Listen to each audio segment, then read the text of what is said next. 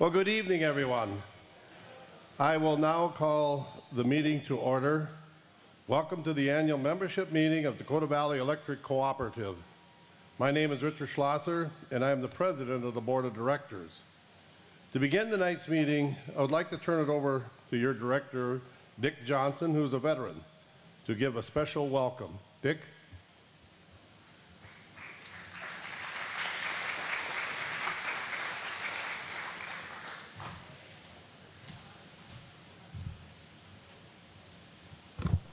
Thank you, Richard. Tonight we stand in the midst of patriots and the families of those who have nobly served. Let us remember the courage it took to defend and the honor of this country. We also today remember that this is the 75th anniversary of D-Day, when 156,000 Allied troops landed on 5 beaches in southern France. Those troops were supported by 6,000 ships and landing crafts, 11,000 aircraft, 50,000 vehicles, and countless support persons and equipment. Do we have any World War II veterans in the audience tonight? None. That's too bad. The World War II veterans are leaving us at the rate of about 400 a day. And of course that number will get higher. And right now we're looking at approximately less than 500,000 World War II veterans alive today out of the 16 million that served. So in honor of them and then also I'd like all the veterans that have served this country to please stand and be recognized.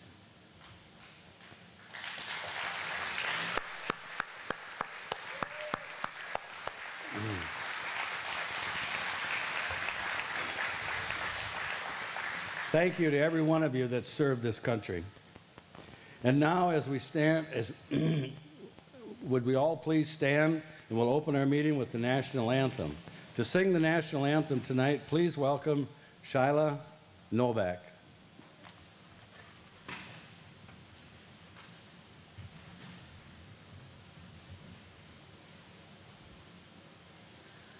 Oh, say, can you see by the dawn's early light what so proudly we hailed at the twilight's last gleaming, whose broad stripes and bright stars through the perilous fight o'er the ramparts we watched were so gallantly streamed, and the rocket's red glare, the bombs bursting in air, gave proof through the night that our flag was still there. Oh, say does that star-spangled banner yet wave o'er the land of the free and the home of the brave?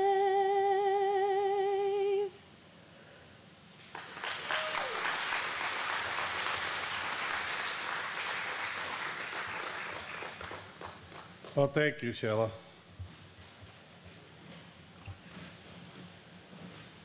This evening, we've also appointed 2 members to serve at the Sergeant at Arms. They are Colin Sundquist and Casey Bitts in the back with the yellow-orange vest, excuse me. If you need assistance this evening, they will be available to help you. Guys, give us a high five there. There they are in the corner. If anybody needs help, get a hold of one of those guys. Hot Cakes Cafe from Hankinson prepared the wonderful meal this evening, and the Milner Post prom kids helped serve it. So let's give them a round of applause.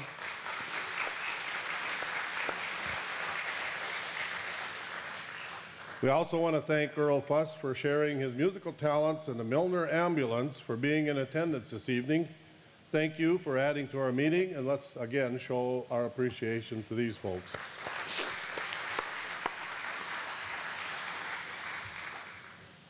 The secretary has informed me that we do have a quorum for conducting business at this annual meeting. In the packet you received during registration, there is a copy of the proposed set of rules for this meeting. It would be appropriate for a member to adopt these, for the membership to adopt these rules. If someone would like to make a motion, that would be in order to accept the rules. Do we have a motion? We have a motion. Do we have a second? We have a second. Any discussion? You received the rules in the packet when you registered out in the back here. Seeing none, all those in favor of said motion signify by saying aye. Opposed, same sign. Motion carried. At this time, the secretary would normally read the official notice of the meeting and the certificate of mailing. However, since the notice of the meeting was mailed to you earlier, I believe it would also be in order to dispense with the reading of the notice of the meeting and the proof of mailing. If someone would like to make that motion, do we have a motion? We have a motion to dispense with the reading of the proof of notice. We have a motion. Do we have a second? We have a second. Discussion? All those in favor signify by saying aye. Opposed, same sign. Motion carried.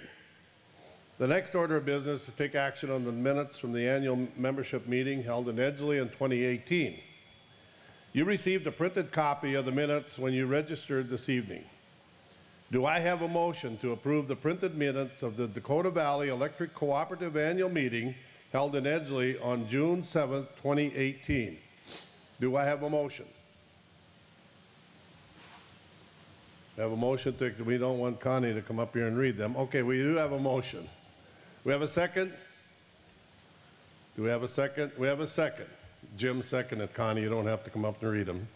Okay, any discussion? All those in favor signify by saying aye. Opposed, same sign. Motion carried. To introduce the rest of the board and other special guests this evening, I would like to turn it over to my fellow director, Connie Bitts. Connie?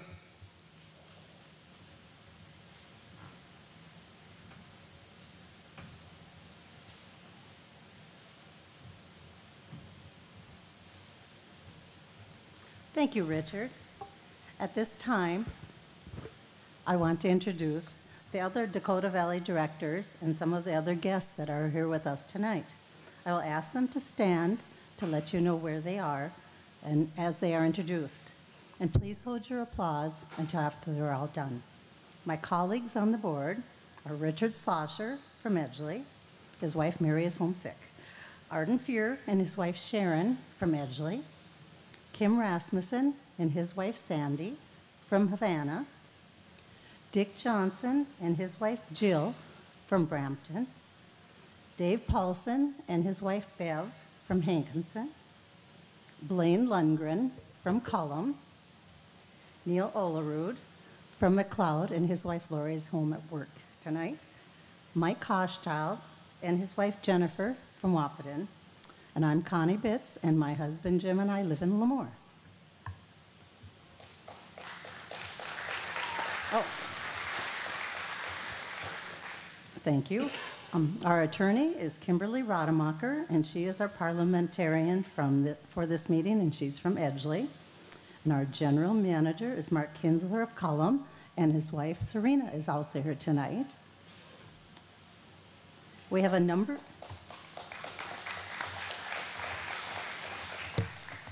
Maybe I shouldn't pause. All right, we have some honored guests here tonight. We call them honored. Kelly Muslin Peterson is our statewide association new editor. She's from the North Dakota Association of Rural Electric Cooperatives. This association provides training, education, safety, the monthly magazine, and legislative services for us and the other cooperatives in the state. We have Mr. Tom Mellon, who is the general manager from Central Power Electric Cooperative. Central Power is our cooperative for power supply and transmission services located in Minot. And we have Sherry Haugen-Hoffert, president of the Central Power Board, and she is from the Capital Electric Board in Bismarck. We also have former Dakota Valley Director John Hochschild from Wahpeton. And we have Mayor Terry Dusick from Milner, and Mary Moranwowski and Darcy Anderson from Mindak Farmers Co-op. From our congressional delegation, we have staff representative Alora Williams representing U.S. Senator John Hoeven. State Director Lisa Gibbons is here representing us for U.S. Senator Kevin Kramer, along with Staff Representative Michael Kelsch. Thank you all very much.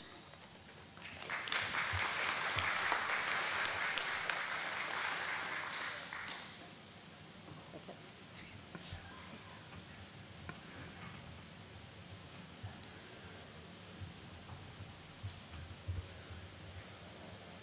Thank you, Connie.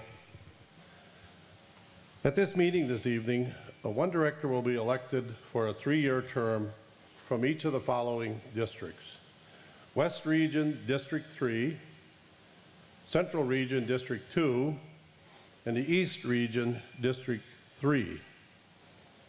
I will briefly review the procedures for how the candidates were nominated. In March, regional caucus meetings were held in these districts for the purpose of nominating candidates to be voted on by mail or at this meeting.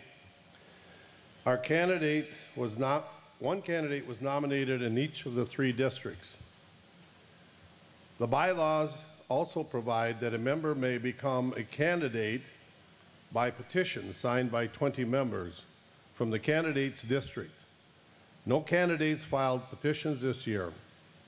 Our bylaws specify that no nominations will be accepted from the floor at the annual meeting, except in the event that no candidates have come forward from the caucus or the petition process. Because we have candidates nominated from each of the 3 districts, there will be no nominations from the floor. The nominated candidates are from the West Region, Arden Fuhr; from the Central Region, Kim Rasmussen; from the East Region, Dave Paulson. The cooperative bylaws require a tabulation of votes even in the districts with 1 candidate.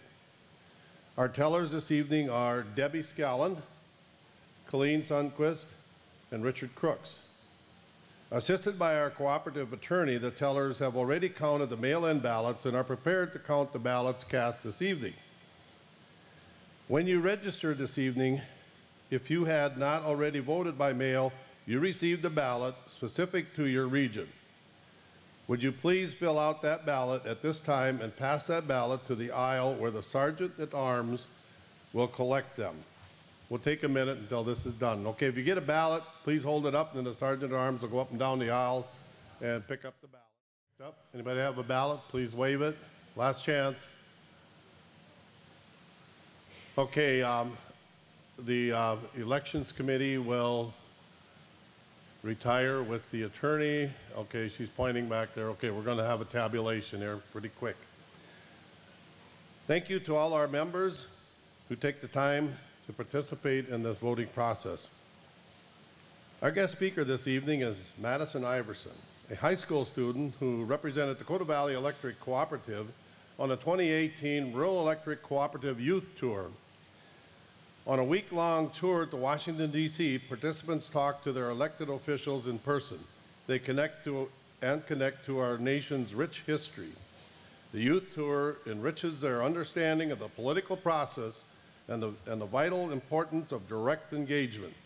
As a result, they return with a deeper commitment to the communities they represent. Madison is the daughter of Dakota Valley Electric Cooperative members George and Martha Iverson of Oaks. Please welcome Madison. Madison.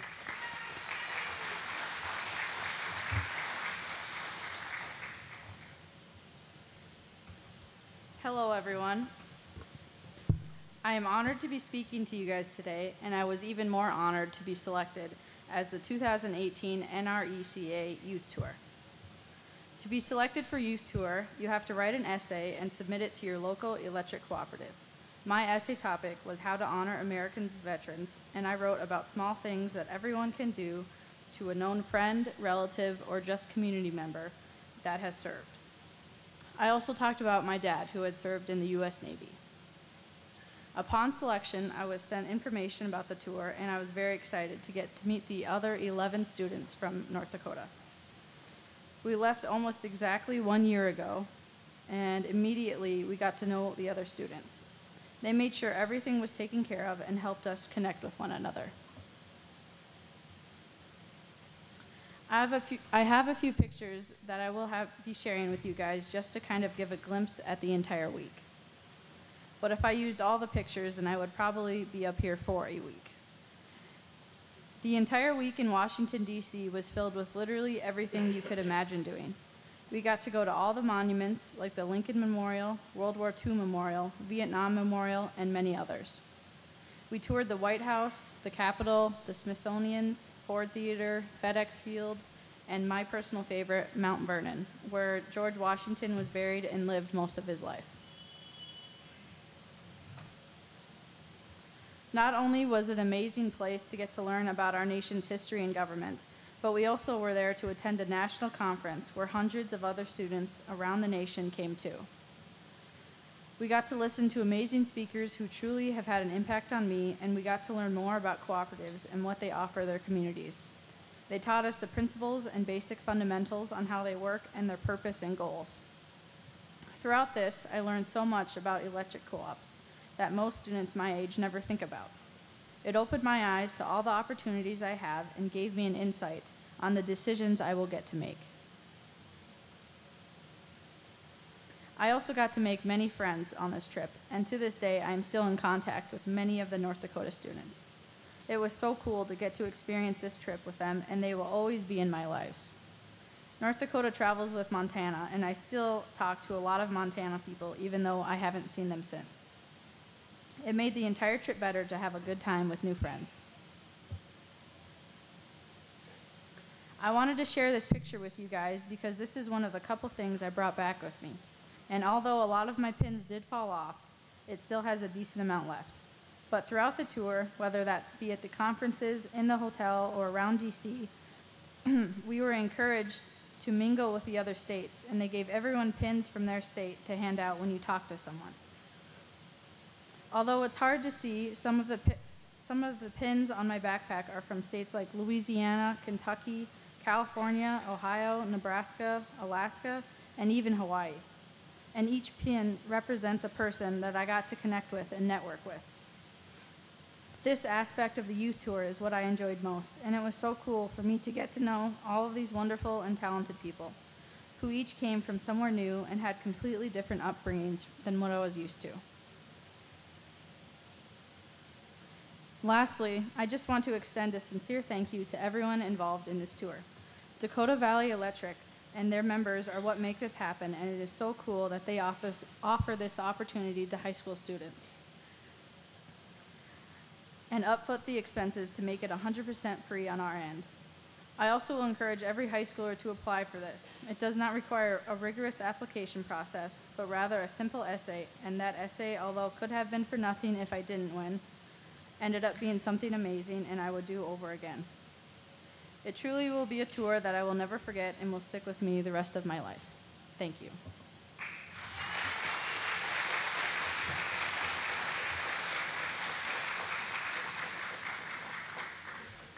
Well, thank you, Madison, and truly we are very fortunate to have such talented youth representing our cooperative. And this is a program that we started several years ago, and as you can see, in developing our youth into future leaders, it will return many, many dividends to our cooperative.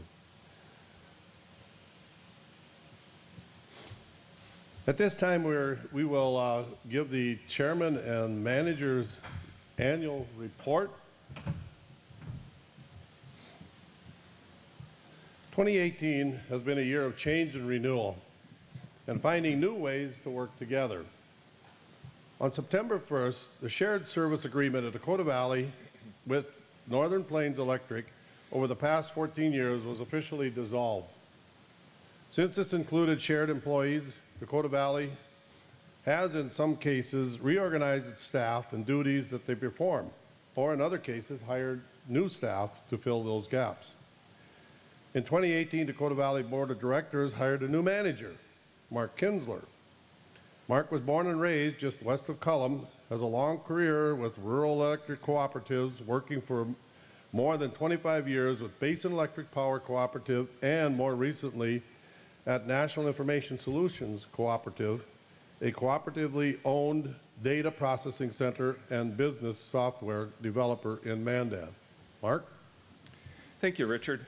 I can truly say it's good to be back home. My wife Serena and I moved back to the family farm where I grew up on, so just 2 miles west of Cullum. So we're living there. We're glad to be back in the Dakota Valley territory, and it's just it's great to be able to, I should say, be blessed to work with a great board, great staff at Dakota Valley. So I do appreciate the opportunity to serve you as your manager. And along with myself, we've had several other staff changes this past year. Brandon Giesler, who's standing in the back, has worked for Dakota Valley at its Edgeley office as a district engineer since 2011. He's been promoted to manager of engineering.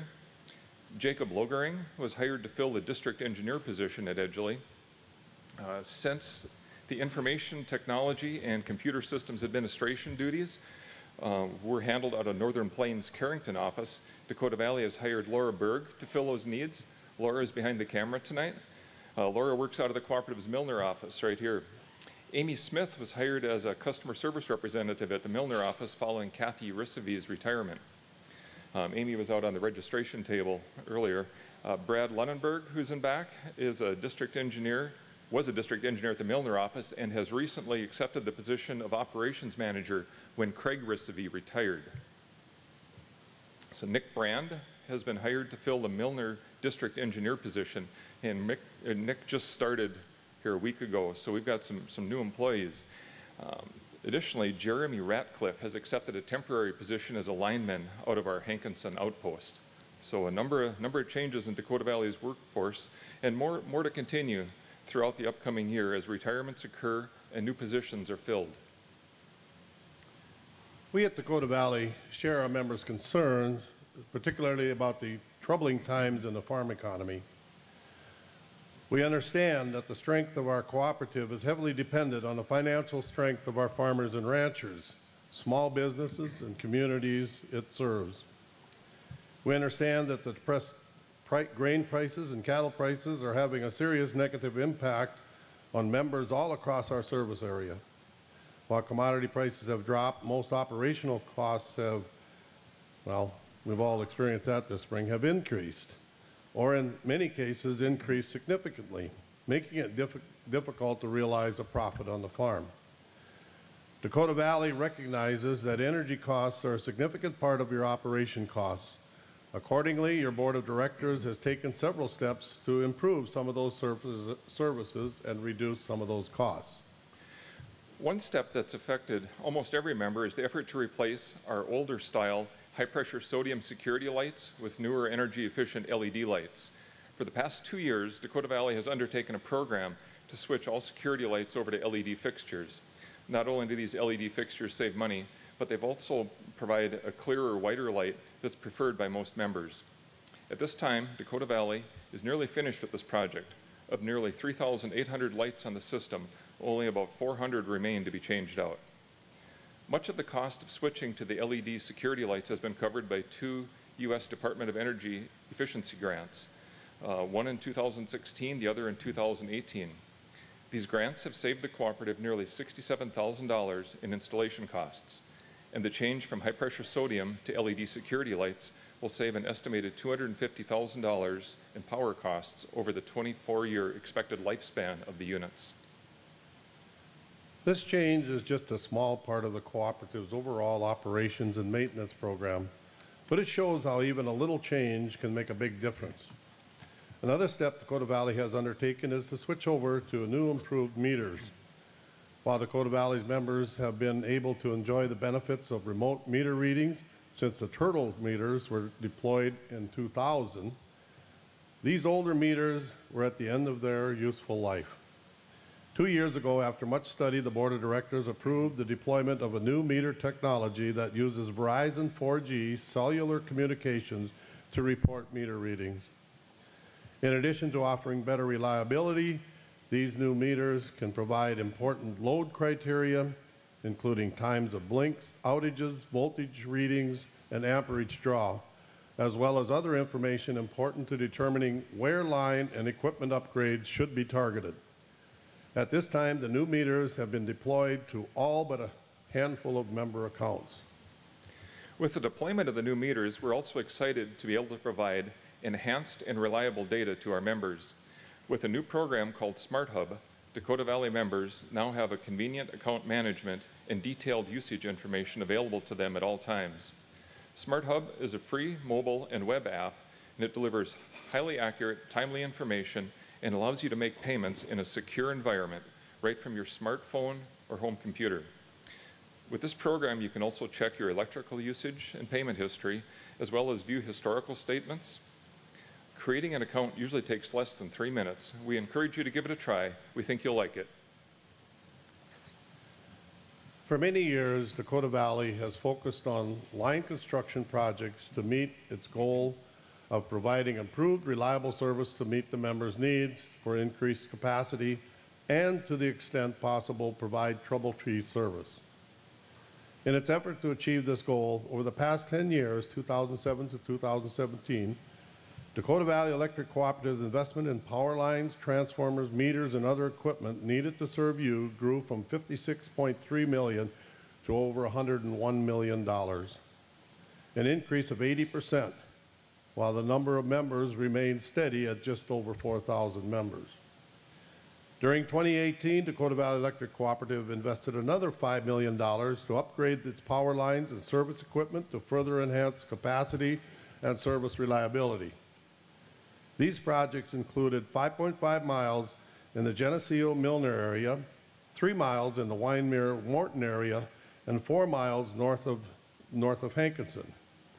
Dakota Valley also converted an additional 15 miles of line in the Millerton, Fredonia, Allendale, and Forbes area. Each of these projects involved converting overhead lines to underground cable. These upgrades were needed to support delivery of power to our members whose electric use has increased greatly in the past 10 years, even though the number of members basically remained the same. That's what makes us unique as a cooperative. We serve our members. Sometimes it isn't cheap.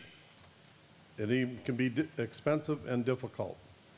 Cooperatives are in the business of balancing reliability with the costs. Also, because of the increased need for electrical power to serve our members, our wholesale power supplier, Central Power, has constructed 2 all-new substations, one in the Fullerton area, and the other is the Red River substation near Wahpeton, which was just completed in 2018. Other projects include the reconstruction of the Cullum and Fredonia substations to carry increased loads and allow for backfeeding when needed. Of course, we can't talk about this past year without mentioning winter. Dakota Valley experienced 2 major storm events this past winter. The first in October resulted in 1,600 outages, and the second in March, which resulted in another 400 outages. And some parts of our service received more than 100 inches of snow, which made things very difficult even to get out to repair the damage. At this time, we at the board and members would like to thank the Dakota Valley staff who worked long hours to get power restored, as well as Central Power, Northern Plains Electric, and Legacy Power Line, who sent crews out to help us. In closing, please let me say Dakota Valley's Board of Directors, management, and all its employees are dedicated to serving you, co-ops are about people. People who pull together for a common purpose, to make life better for one another. And as such, Dakota Valley is continually changing as it strives to incorporate efficient, cost-saving technologies into its operation to work smarter. Be assured, Dakota Valley Electric Cooperative is dedicated to bringing efficient, reliable, reasonably priced electricity to you, the member owners, now and in the future. Now I will turn the podium over to our board treasurer, Blaine Lundgren, for an update on the cooperative's financial position. Blaine?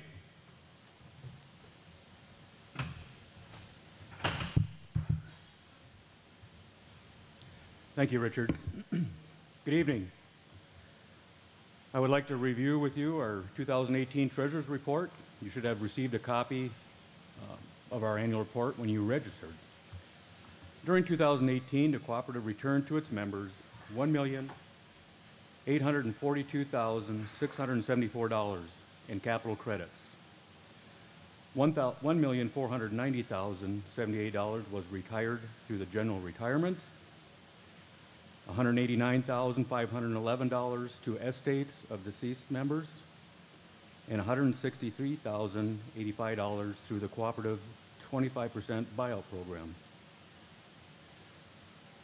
The balance sheet as of December 31, 2018 shows assets of $132,559,897.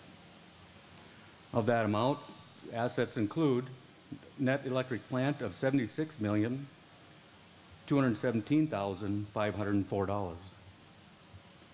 Other property and investments, which include patronage capital investments in associated and other organizations, special funds, and temporary investments, amount to $41,127,461. Current assets, which include cash, accounts receivable, inventory, and other assets, equal $15,214,932. Liability and equity amounts include debt owed to RUS and others classified as long-term debt, amount of $55,747,729. Amounts owed for current expenses, taxes, members' deposits, and other liabilities include $14,929,232. Our balance sheet shows total equity in the form of patronage capital and other equities in the amount of $61,882,936.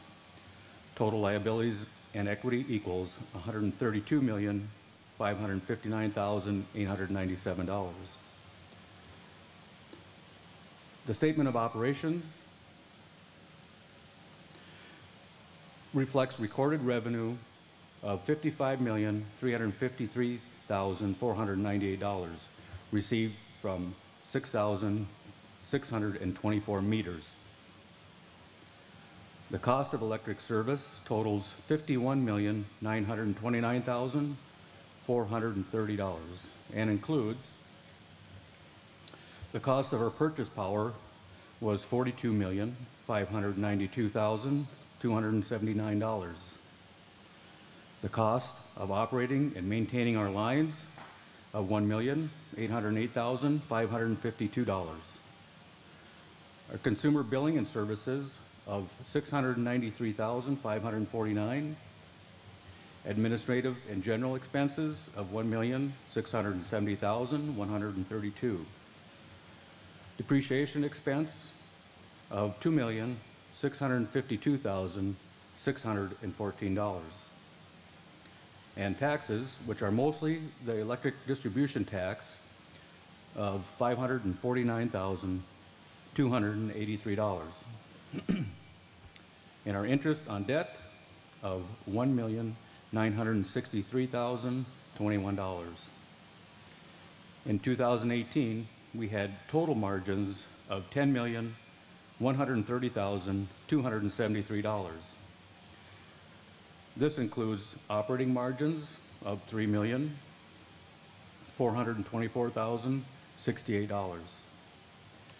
Allocated capital credits of $6,274,742, the majority of which was from our power supplier, Central Power Electric Co-op. And non-operating margins, subsidiary income and interest income from investments of $431,463. This will conclude my treasurer's report.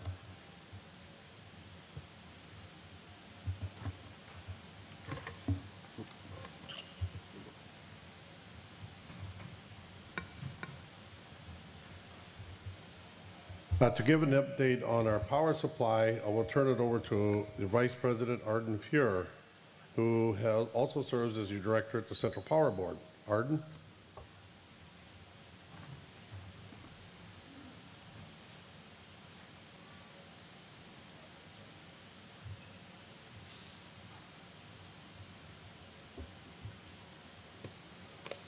Thank you, Richard. Good evening, everyone. At this time, I'd like to visit briefly with you about the power supply. We spend about 80% of our revenue or expenses on power supply, so it is really important to us as to how it's handled and what's going on.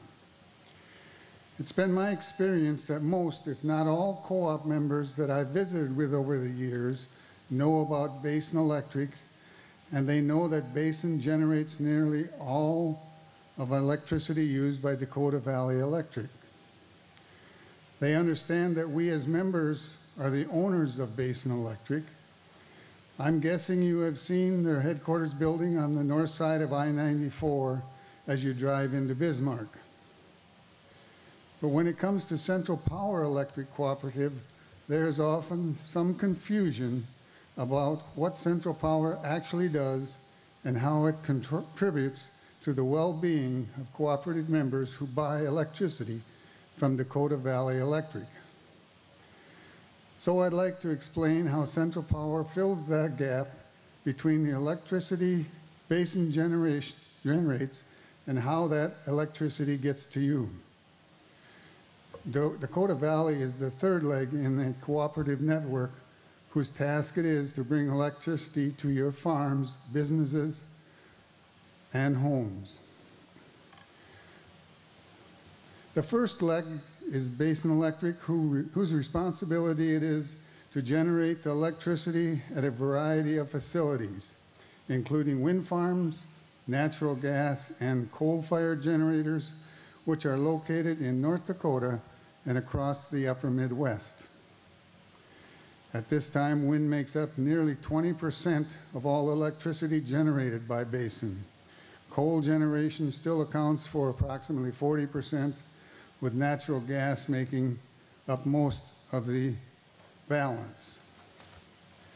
The second leg is Central Power, the intermediary between Basin and Dakota Valley, whose responsibility it is to transmit that high voltage electricity, sometimes as much as 345,000 watts, to local substations where the voltage is stepped down to 7,200 volts.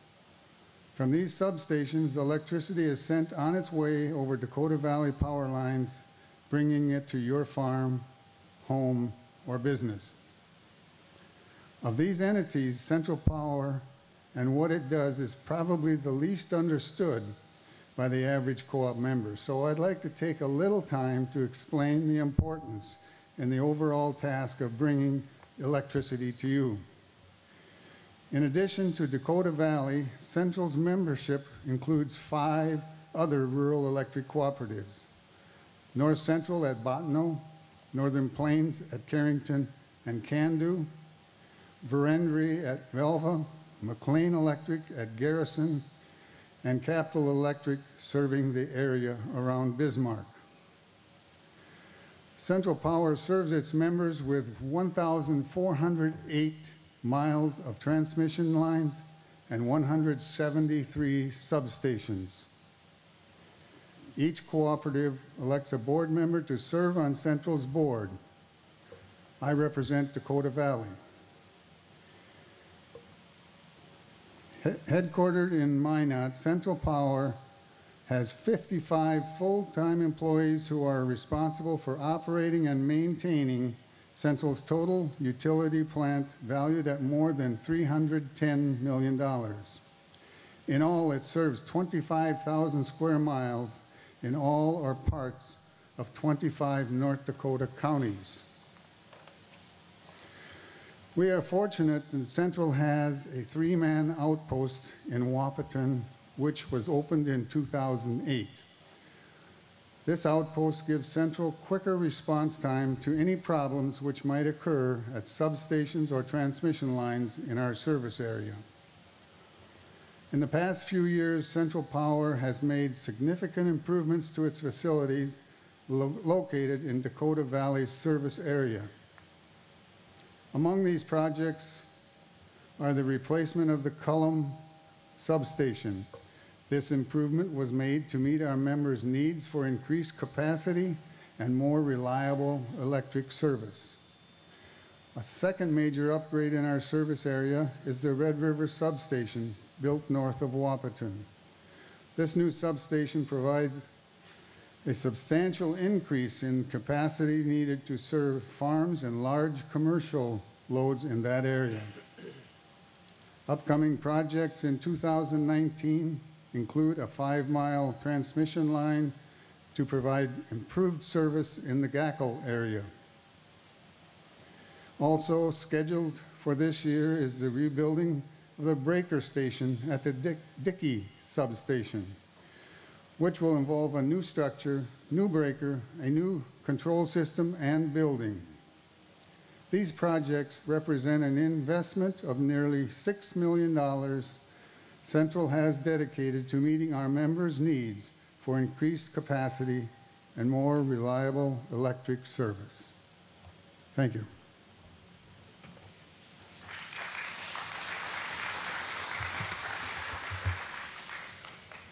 Thank you, Arden. At this time, I'd just like to say thank you to Tom and the Central Power Board. As you heard Arden say, we had 3 folks from Central Power Station over here at Wahpeton, and they helped immensely with the restoration process during the 2 storms. Is that right, Mark? Yes. Well, thank you again. That concludes the board reports to you, the members. The next item on the agenda is unfinished business.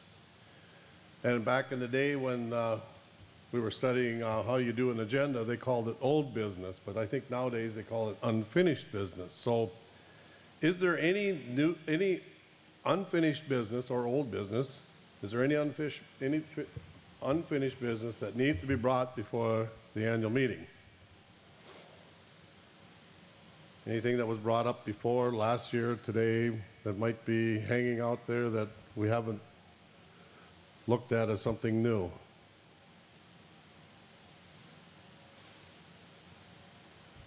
Seeing none, the next item on the agenda is there any new business?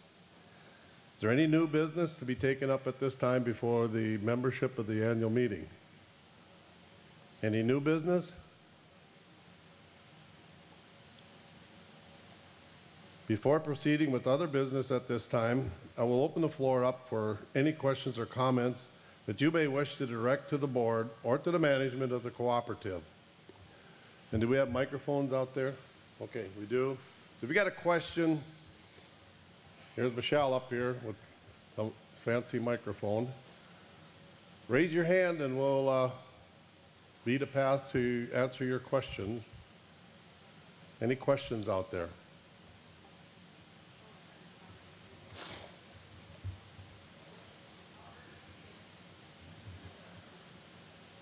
Anybody have a question?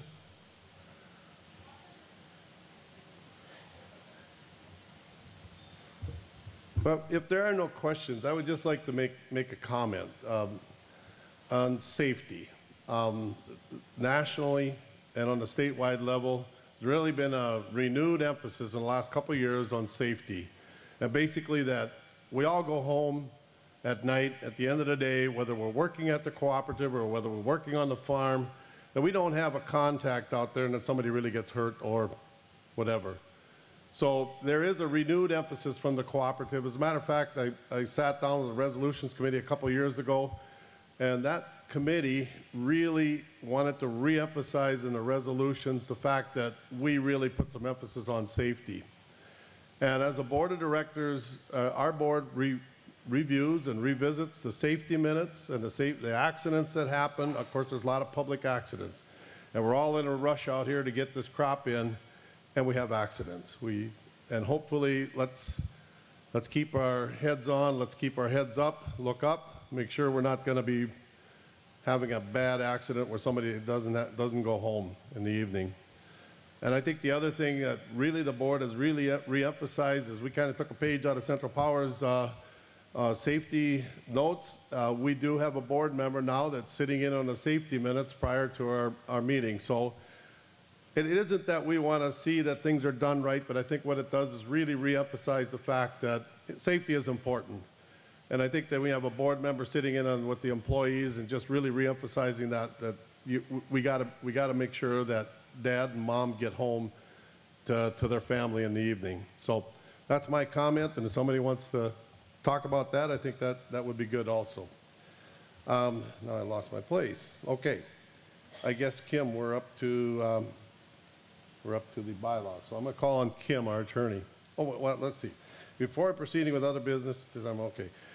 Now I'd like to turn it over to our cooperative, got to get the words in here, our cooperative attorney, Kim Rademacher, to go over the proposed bylaw change that you received in your proof of notice.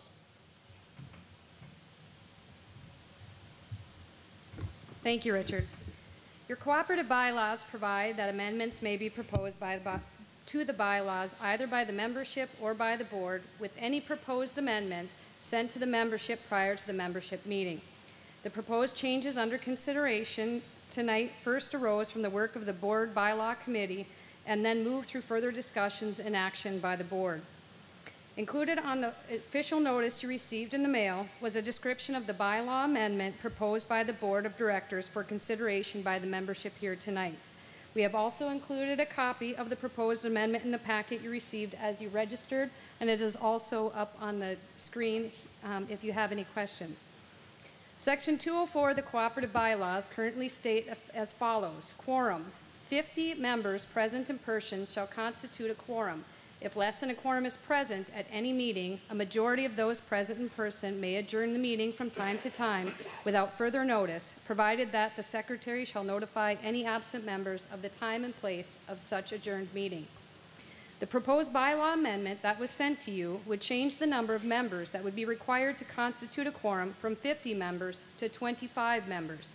North Dakota Century Code defines the parameters of what is a permissible quorum for member meetings of an electric distribution cooperative, and the proposed amendment is well within the parameters set by statute. Unfortunately, the cooperative has seen declining attendance at the annual meeting over the years. If a quorum is not present, voting on any question outside of an election where we get to count the mail-in ballots as part of that quorum cannot be done, and another meeting would have to be held. This would result in undue hardship and cost to the cooperative and ultimately its members.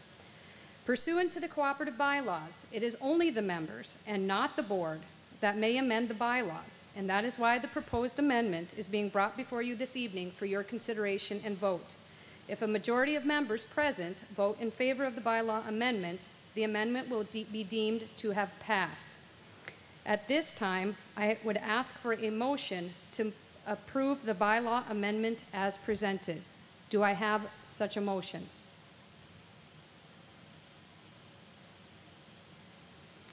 I have a motion. Do I have a second? I have a second.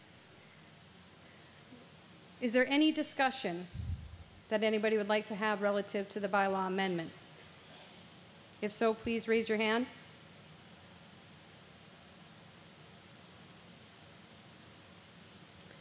Hearing none, all of those in favor of the bylaw amendment, please signify by saying aye. I would ask that if you oppose the bylaw amendment, please signify by saying no. It appears that a majority having voted in favor of the motion carries and the bylaws will be amended accordingly. Thank you. Thank you, Kim.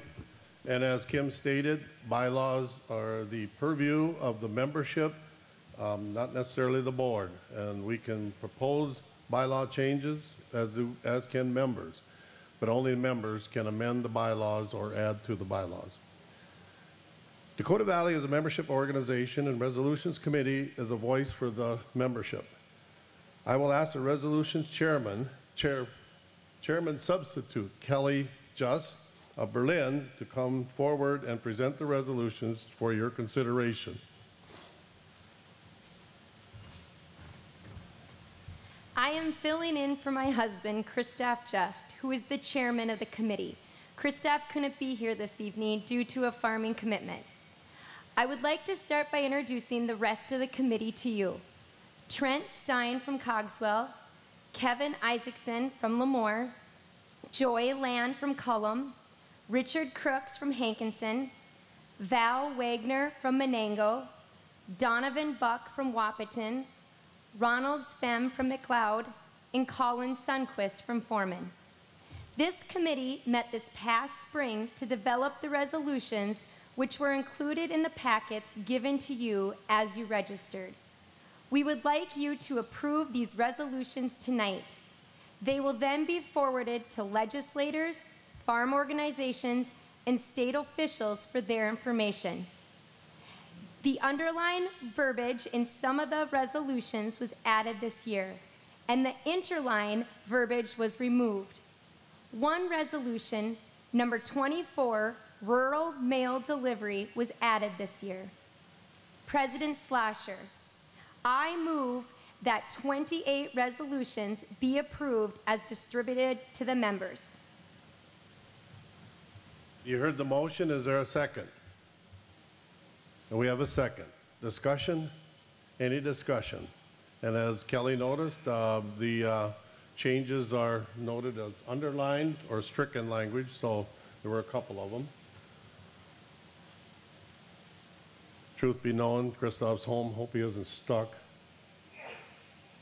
Okay. All those in favor of said motion signify by saying aye. Opposed, same sign. Motion carried. Thank you, Kelly. Another important group of Dakota Valley members in the Operation Roundup Board, which is a separate board of directors selected from among the membership. Please help me welcome Linda Wagner, one of Operation Roundup's directors, to the podium this evening. Linda?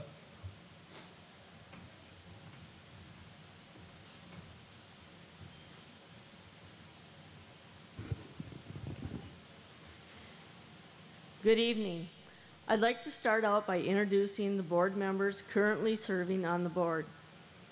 President Keith Borchert of Great Bend, Vice President Paul Teagues of Hankinson, Secretary Marty Heinrich of Adrian, Treasurer Darlene Musland of Edgeley. The other board members are Colleen Carpenter of Cogswell, Kathy Marquette of Rutland, Mary Froelich of Lidgerwood, Dave Gackle of Cullum, and my name is Linda Wagner from Fullerton. When you and other Dakota members participate in Operation Roundup each month, you are doing more than just buying electricity. You are also giving back to your communities. As a Dakota Valley member enrolled in Operation Roundup, you donate as little as a penny or as much as 99 cents each month. Yet even though the individual amounts are small, the combined effort of this joint effort is truly amazing. Since the program's beginning in December 2002, you, as participating members, have poured more than $338,000 of financial assistance back into the communities where you live. Dozens of individuals and nonprofit organizations within the cooperative service area have received help through this worthwhile program. During 2018, Operation Roundup received more than $20,600 in contributions from you, the members. Donations totaling $24,950 were authorized by the board during 2018. 9 donations totaling $10,950 went to individuals for medical needs, and 20 organizations received donations totaling $14,000. A complete list of all the donations awarded in 2018 is available in your packet. Currently, 81% of Dakota Valley Electric members voluntarily participate in this program. This is made possible because of you. Thank you. Your generosity has truly made a difference.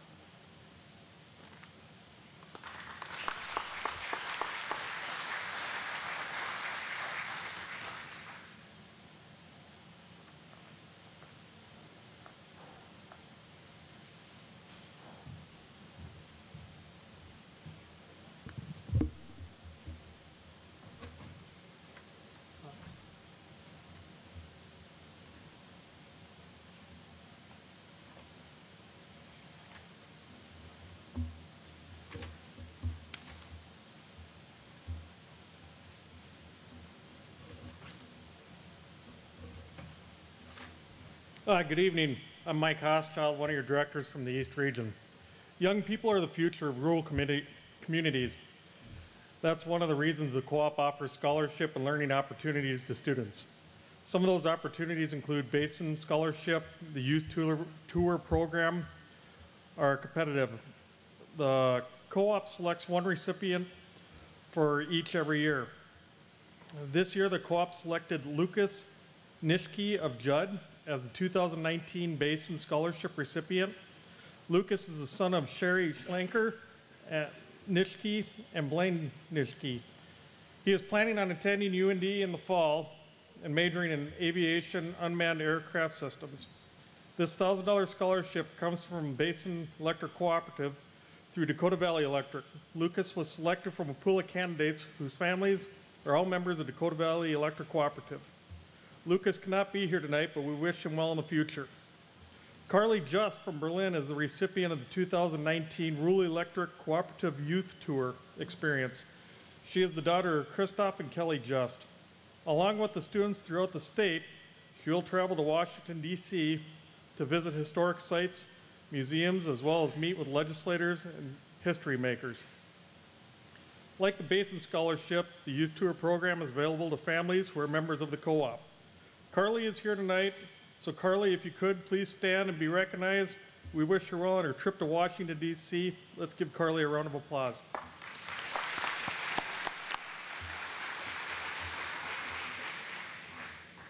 In addition to the $1,000 Basin Scholarship, Dakota Valley also sponsors a $1,000 scholarship for every active Dollars for Scholars or Community Scholarship chapter within our service area each year.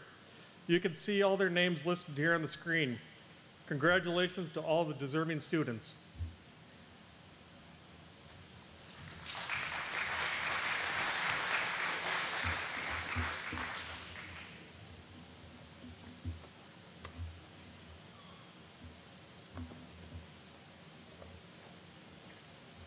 Okay, thank you, Mike, and congratulations to all the scholarship winners, and Carly, for hope you see up here next year when you come back from Washington, D.C. We are nearing the end of the meeting. Is there any other business which should be brought before the membership at this time? Any other business?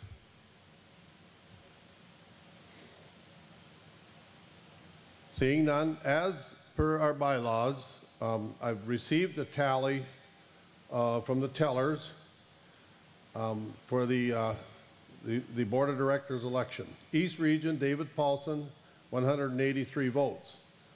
Central Region, Kim Rasmussen, 185 votes. West Region, Arden Fuhrer, 131 votes. Please remember that upon adjourning the annual meeting, door prizes will be awarded, including the drawing for the $1,000 door prize. Thank you for attending the annual meeting. If there is no further business, I will entertain a motion that the meeting be adjourned. Is there a motion? I see a motion. Is there a second? I also see a second. All those in favor signify by saying aye. Opposed, same sign. Motion carried. Well, thank everyone for attending, and have a good evening.